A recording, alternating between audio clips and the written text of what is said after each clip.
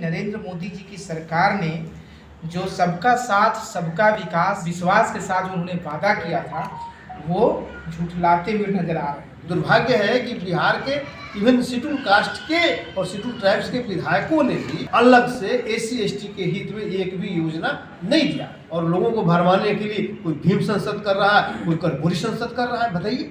और इसमें सरकार का चाल और चरित्र, नीति और नीयत है, इनको हम आम जनता को बताएंगे। शेड्यूल कास्ट का जो बजट का डाइवर्शन होना, ये कहीं ना कहीं अपराध श्रेणी में आता है। 1 फरवरी को केंद्रीय बजट आया है जिसमें से राष्ट्रीय दलित मानवाधिकार अभियान जो एक राष्ट्रीय स्तर का संस्था है, संगठन है, जो दलितों आदिवासियों के बजट को लेकर के हर एक साल इसका विश्लेषण लेके आती है कि वर्तमान सरकार ने क्या दलितों आदिवासियों के लिए इस बार बजट में लेके आया है, क्या उनको फ़ायदा देने वाले हैं, इस पर हम लोग एक विश्लेषण करते हैं। आपको मोटा मोटी बता दें कि जिस तरीके से भाजपा की सरकार ने, वर्तमान सरकार ने हमारे बजट को लेकर के चिंता जाहिर किया, जाहिर सी बात है कि जिस हिसाब से कानून कहता है, CPTSP लेजिस्लेशन कानून कहता है कि आप हमारे जनसंख्या के अनुपात में बजट का प्रावधान करेंगे, उसके मुताबिक सरकार जो है बजट दे भी रही है। लेकिन सवाल ये है कि क्या हमारे जो ज़रूरत की स्कीमें हैं, जो हमें ज़रूरी है, उस स्कीम में पैसा दे रही है कि नहीं। तो ये जो विश्लेषण है, इसको जब हम विश्लेषण करते हैं तो इसमें साफ झलकता है कि नरेंद्र मोदी जी की सरकार ने जो सबका साथ सबका विकास सबके विश्वास के साथ जो उन्होंने वादा किया था वो झुठलाते हुए नजर आ रहे हैं। दूसरा ये है कि जब हम बजट का विश्लेषण करते हैं तो इसमें यह भी दिखता है कि सामाजिक स्तर पर यह दलित और आदिवासी समाज के आर्थिक अधिकारों के साथ साफ धोखा था। दलित आदिवासी समुदाय हमेशा से बजट की वजह से निराश होते आए हैं, बजट की वजह से उनको भेदभाव का सामना करना पड़ा है, बजट की वजह से उनके साथ अत्याचार हुए हैं, बजट की वजह से उनके साथ शोषण हुए हैं। आज आप देखेंगे ग्राफ उठा के कि भारत में प्रतिदिन हर एक साल SC/ST अत्याचार जो है वो बढ़ता जा रहा है। इस पर आप देखेंगे कि 13% पिछले वर्ष, वित्तीय वर्ष 13%, 9 कुछ परसेंट अत्याचार के मामले थे। इस बार सीधा 1700 मतलब बढ़ोतरी हुआ है।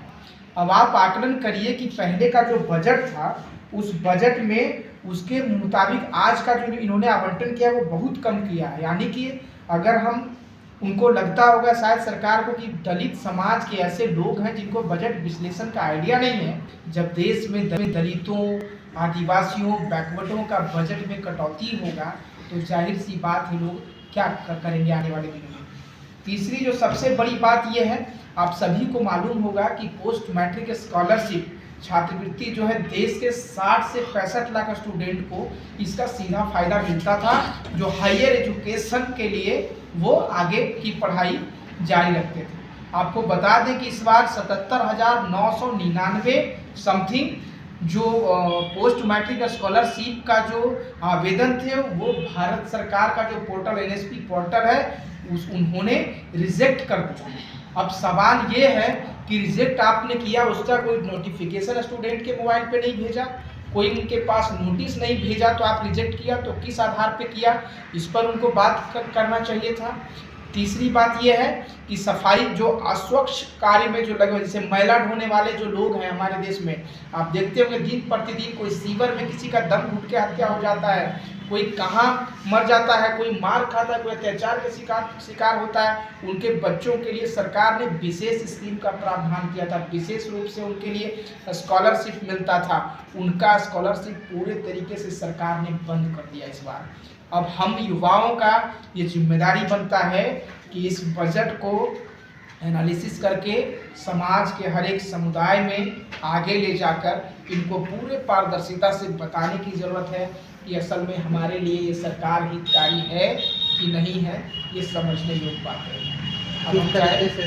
किस तरीके से समझाएंगे? देखिए, समझाने का जो और तरीका है वो है कि जैसे अभी आपके साथ हम प्रेस कॉन्फ्रेंस कर रहे हैं, राष्ट्रीय दलित मानवाधिकार अभियान पिछले 1998 से पूरे देश के हर एक राज्यों में बजट को लेकर के, उनके आर्थिक अधिकार को लेकर के काम करें, उनको ट्रेनिंग देती है, उनको वो जो CSO CLO होते हैं उनको ट्रेन करते हैं और गांव-गांव तक हम अपने जो योजना है उसको ये करके उनको बताते हैं कि आपके लिए ये सीधा स्कीम है, फ़ायदा पहुंचाने वाला है। एक तरफ आप कह रहे हैं कि ये पैसा किसी दूसरे मद में खर्च नहीं होना, फिर आप इंटरनली विभाग में क्या कर रहे हैं, हमारे पैसे को रेंट भर रहे हैं, हमारे पैसे को चाय पी रहे हैं, हमारे पैसे को पेट्रोल भरा रहे हैं, तो ये गलत है ना।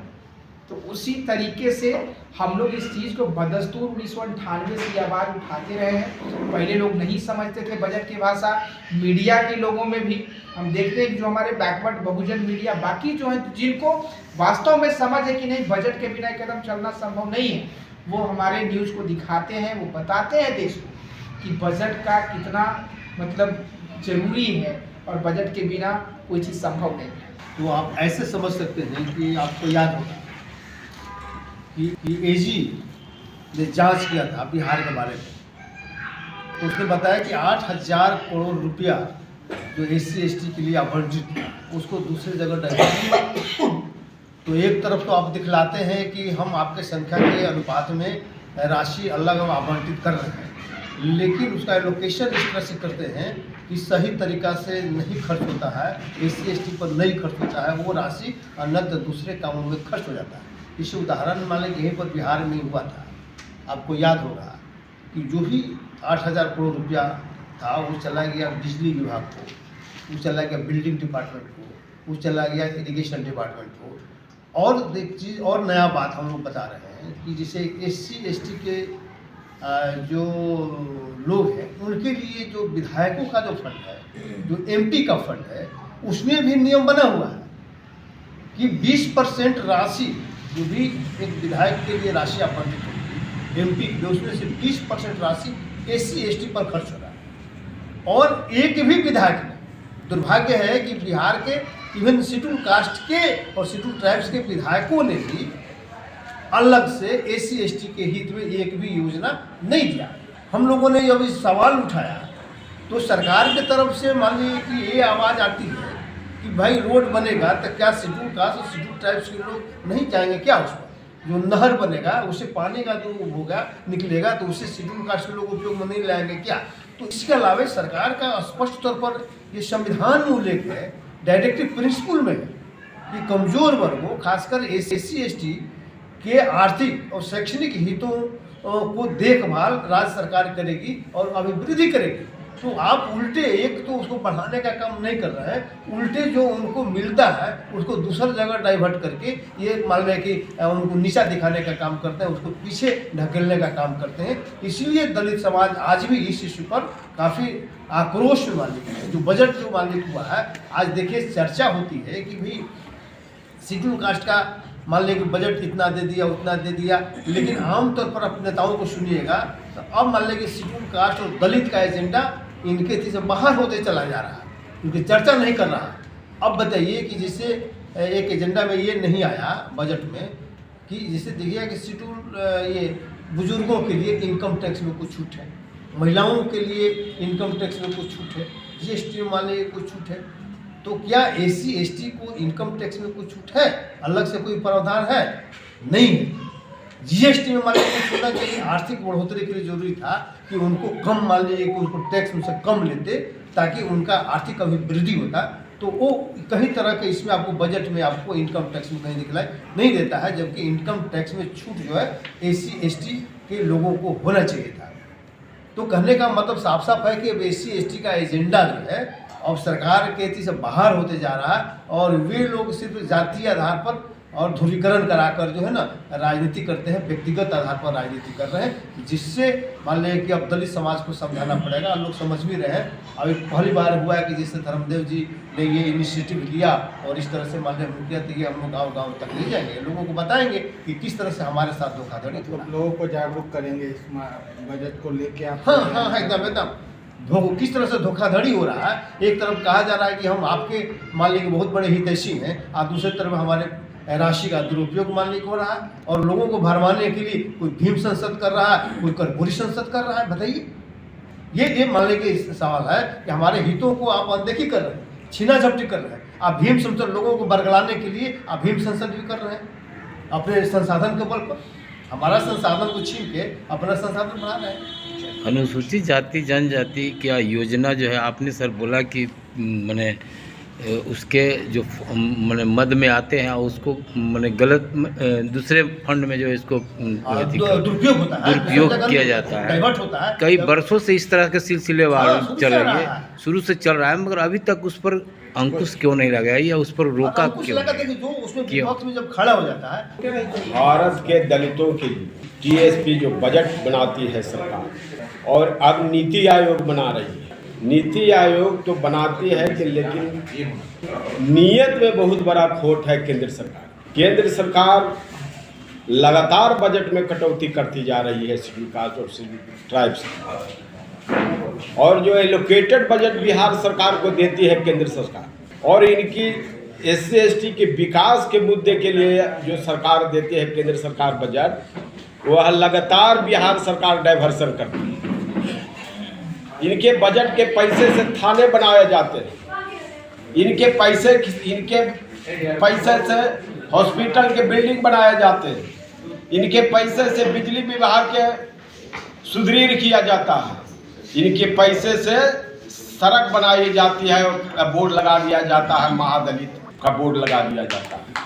और ये तर्क देते हैं कि क्या इस बजट पर इस रोड पर महादलित नहीं चलते हैं कि क्या नहीं चलते हैं, यह तर्क दिया जाता है। यह बड़ा बजट का बहुत बड़ा डाइवर्सन है। एक तो कि केंद्र सरकार काट रही है, लगातार कटौती कर रही है, और बिहार सरकार भी इस बजट को लगातार डाइवर्सन कर रही है। इस बजट एनालिसिस को हम लोग समाज में ले जाएंगे, और इसमें सरकार का चाल और चरित्र, नीति और नीयत है, इनको हम आम जनता को बताएंगे। और एक बात जान लीजिए, बजट राजनीति से प्रभावित होती है, और अभी का जो दौर है, यह हमारे बजट कटौती कर यह शेड्यूल का अति पिछड़ों पर फोकस किया जा रहा है। बजट हमारी फोकस अति पिछड़ों। आप प्रधानमंत्री के विश्वकर्मा योजना के बारे में जानिए, ट्रेडिशनल योजना है, यह मेरे बजट का डाइवर्सन किया जा रहा है। तो इसका हम खंडन करते हैं।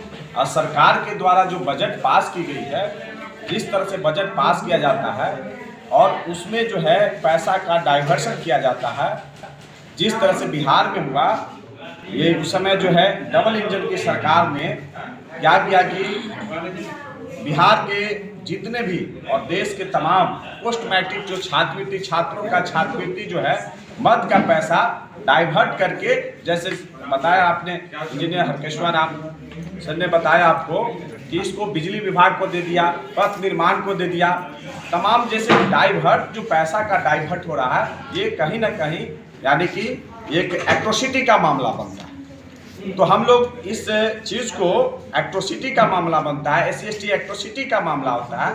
अगर इस तरह की बजट का डाइवर्सिटी होती है तो हम कहते हैं सरकार पर भी SC ST का मुकदमा होना चाहिए, क्योंकि शेड्यूल कास्ट का जो बजट का डाइवर्शन होना ये कहीं ना कहीं अपराध श्रेणी में आता है। तो हम लोग इस मुहिम को लेकर चला रहे हैं कि सबसे पहले जो है अगर बजट का डाइवर्सिटी होता है उसके लिए SC ST सब प्लान एक्ट बनना चाहिए, ताकि जिससे जो है बजट का डाइवर्सिटी नहीं होना चाहिए। और खासकर जो है देख रहे हैं एट्रोसिटी हो रहा है, अत्याचार हो रहा है, उसमें जो है मुआवजा जो है राशि सही से नहीं मिल पा रहा है, सभी को नहीं मिल पा रहा है।